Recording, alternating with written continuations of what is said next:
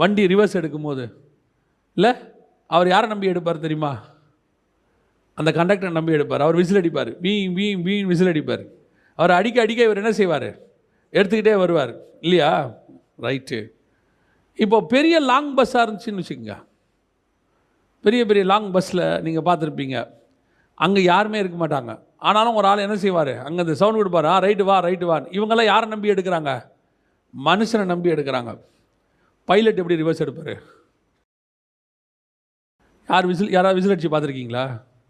பின்னாடி ரிவர்ஸ் எடுக்கிறதுக்கு அவருக்கு முன்னாடி ஒரு கேமரா இருக்கும், அதில் அவர் பார்த்துட்டே இருப்பார், ரிவர்ஸ் எடுத்துக்கிட்டே இருப்பார். ஆனால் உங்களுக்கு எனக்கும் ரிவர்ஸ்க்கு வேலையே கிடையாது.